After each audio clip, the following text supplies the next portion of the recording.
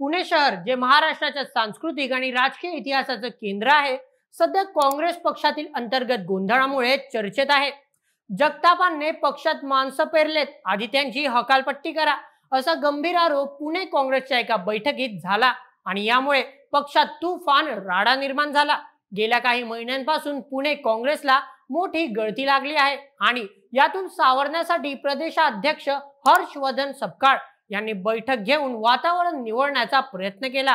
पण या बैठकीतच नवा गोंधळ उफाळून आला. नेमकं काय घडलं, कोणत्या मुद्द्यावरून हा वाद पेटला आणि याचा पुणे काँग्रेसच्या भवितव्यावर काय परिणाम होणार, चला या प्रकरणाचा सविस्तर आढावा घेऊया आजच्या व्हिडिओमध्ये. नमस्कार, मी नील सोनार, तुम्ही पाहत आहात बोल एमएच. पुणे हे काँग्रेसचं एकेकाळी मजबूत केंद्र होतं, पण गेल्या काही वर्षांपासून पक्षाची पकड ढिल्ली झाली आहे. 2024च्या लोकसभा निवडणुकीत काँग्रेसला पुण्यात अपेक्षित यश मिळालं नाही. याशिवाय पक्षातील अनेक नेते आणि कार्यकर्ते दुसऱ्या पक्षात गेले, ज्यामुळे पुणे काँग्रेसला मोठी गळती लागली. यामुळे पक्षाचं मनोबल खचलं आणि अंतर्गत गटबाजी वाढली. याच पार्श्वभूमीवर काँग्रेसचे प्रदेशाध्यक्ष हर्षवर्धन सपकाळ यांनी पुण्यात एक महत्त्वाची बैठक आयोजित केली होती, ज्यामध्ये पक्षाला पुन्हा मजबूत करण्यासाठी रणनीती ठरवली जाणार होती. पण ही बैठक वादाचं कारण ठरली. या बैठकीत संजय जगताप यांच्यावर गंभीर आरोप करण्यात आले आणि काही कार्यकर्त्यांनी थेट असा दावा केला की जगतापांनी पक्षात आपली माणसं पेरली आहेत आणि त्यांची हकालपट्टी करणं गरजेचं आहे. या आरोपांमुळे काँग्रेस भवनात तणावाचं वातावरण निर्माण झालं आणि काही कार्यकर्त्यांमध्ये शाब्दिक चकमक झाली. हा वाद इतका तीव्र होता की काही कार्यकर्ते एकमेकांवर तुटून पडले आणि बैठकीचं वातावरण तापलं. संजय जगताप हे पुणे काँग्रेसमधील एक महत्त्वाचे नेते आहेत, पण त्यांच्या कार्यपद्धतीवर आणि नेतृत्वावर अनेक कार्यकर्त्यांनी नाराजी व्यक्त केली आहे.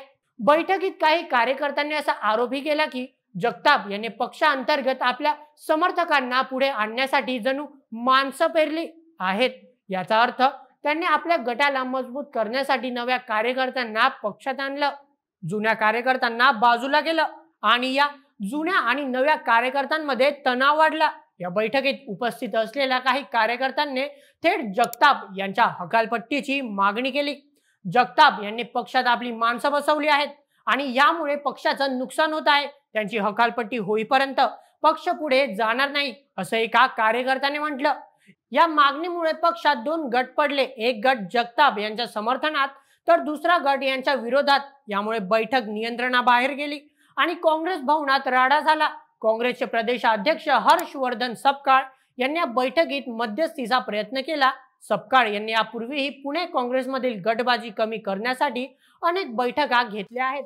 त्यांनी पक्षातला एकसंघ ठेवण्यासाठी आणि कार्यकर्त्यांचं मनोबल वाढवण्यासाठी प्रयत्न केले, पण या बैठकीत त्यांना फारसं यश मिळालं नाही.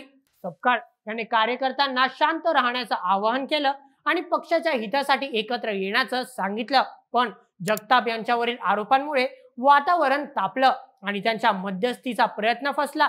सपकाळ यांनी यापूर्वी साताऱ्यात एका सभेत सांगितलं होतं की आघाडीच्या राजकारणामुळे काँग्रेसचं नुकसान झालं आहे.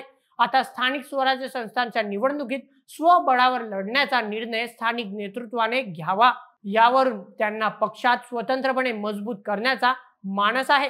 पण पुण्यातील या गोंधळामुळे त्यांच्यासमोर नवं आवाहन निर्माण झालं आहे. पुणे काँग्रेसमधील गटबाजी ही नवीन गोष्ट नाही. यापूर्वीही अनेकदा पक्षातील नेते आणि कार्यकर्ते गटबाजीमुळे एकमेकांशी भिडले आहेत. 2024 मध्ये पृथ्वीराज चव्हाण आणि बाळासाहेब थोरात यांच्या उपस्थितीत काँग्रेस भवनात आबा बागुल यांच्या हकालपट्टीची मागणी झाली होती. तेव्हाही कार्यकर्त्यांनी बॅनरबाजी करून आपली नाराजी व्यक्त केली होती.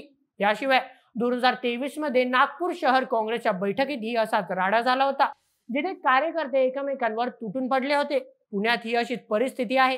काँग्रेसच्या युवक आणि विद्यार्थी संघटनेत ही गटबाजी आहे. 2024 मध्ये काँग्रेस भवनात युवा नेत्यांमध्ये हमरीतुमरी झाली होती आणि माजी आमदारांशी हुज्जत घातली होती. यामुळे पक्षाची प्रतिमा डागाळत आहे आणि कार्यकर्त्यांचं मनोबल खचत आहे. पुणे काँग्रेसमधील अंतर्गत वादाला आणखी एक कारण म्हणजे संगीता तिवारी यांनी व्यक्त केलेली नाराजी. तिवारी यांनी असा आरोप केला की जुन्या कार्यकर्त्यांना घरी बसवलं जात आहे आणि नव्या चेहऱ्यांना आणि त्यांच्या नातेवाईकांना काँग्रेस भवनात प्राधान्य दिलं जात आहे. त्यांनी पक्षात पोषक वातावरण नसल्याचं सांगितलं. यामुळे पुणे काँग्रेसमधील अंतर्गत तणाव आणखी वाढला. सतेज पाटील यांनी पुणे जिल्ह्याचे निरीक्षक म्हणून नियुक्ती झाल्यानंतर एक बैठक घेतली होती, ज्यामध्ये हा वाद मिटवण्याचा प्रयत्न झाला. पण तिवारी यांच्या आरोपांमुळे आणि आता जगताप यांच्यावरील नव्या आरोपांमुळे पक्षातील गोंधळ थांबण्याचं नाव घेत नाही आहे. पुणे काँग्रेस गेल्या काही महिन्यांपासून मोठी गळती लागली आहे. अनेक नेते आणि कार्यकर्ते पक्ष सोडून गेले आहेत आणि यामुळे पक्षाची ताकद कमी झाली आहे. आगामी स्थानिक स्वराज्य संस्थांच्या निवडणुकीत काँग्रेसला स्वबळावर लढण्याची तयारी करावी लागणार आहे. पण अंतर्गत गटबाजी आणि वादामुळे पक्षाची रणनीती कमकुवत होत आहे. याशिवाय पुण्यातील भाजप आणि राष्ट्रवादी काँग्रेस अजित पवार गट यांची जोरदार तयारी सुरू केली आहे. भाजपने मुंबई महानगरपालिका निवडणुकीसाठी स्वबळाचा नारा दिला आहे आणि याचा परिणाम पुण्यातही दिसू शकतो. काँग्रेसला यामुळे मोठं आव्हान आहे, कारण पक्षाला अंतर्गत वाद मिटवून एकजुटीने लढावा लागेल. पुणे काँग्रेसमधील हा ताजा गोंधळ पक्षासाठी चिंतेचा विषय आहे. संजय जगताप यांच्यावरील माणसं पेरली हा आरोप आणि त्यांच्या हकालपट्टीची मागणी यामुळे पक्षात नवा तणाव निर्माण झाला आहे. हर्षवर्धन सपकाळ यांनी मध्यस्थीचा प्रयत्न केला असला तरी पक्षातील गटबाजी कमी होण्याचं नाव घेत नाही. आगामी निवडणुकांमध्ये काँग्रेसला स्वबळावर लढण्याची तयारी करावी लागणार आहे, पण त्यासाठी पक्षाला एकजुटीची गरज आहे. या गोंधळाचा पक्षाच्या भवितव्यावर काय परिणाम होणार हे येत्या काळात स्पष्ट होईल. पुणे काँग्रेसमधील हा राडा आणि अंतर्गत गटबाजी यामुळे पक्षाचं भवितव्य धोक्यात आलं आहे. जगतापांनी पक्षात माणसं पेरलेत हा आरोप आणि त्यावरून झालेला गोंधळ यामुळे कार्यकर्त्यांमध्ये असंतोष वाढला आहे. आता काँग्रेसला या वादातून बाहेर पडून पक्षाला पुन्हा मजबूत करण्याची गरज आहे. येत्या काळात पक्ष कोणती रणनीती अवलंबतो आणि हा गोंधळ कसा मिटतो याकडे सगळ्यांचं लक्ष लागलंय. आपणही या घडामोडींवर लक्ष ठेवू आणि नवीन माहिती आपल्यापर्यंत पोहोचवत राहू. तोपर्यंत जागरूक राहा आणि सुरक्षित राहा. आणि तुमचे मत काय या पूर्ण प्रकरणावर, तुमचे मत आम्हाला कमेंटमध्ये सांगायला विसरू नका. आणि अशाच व्हिडिओंकरता सबस्क्राईब करा बोल MH आपल्या युट्यूब चॅनलला. धन्यवाद.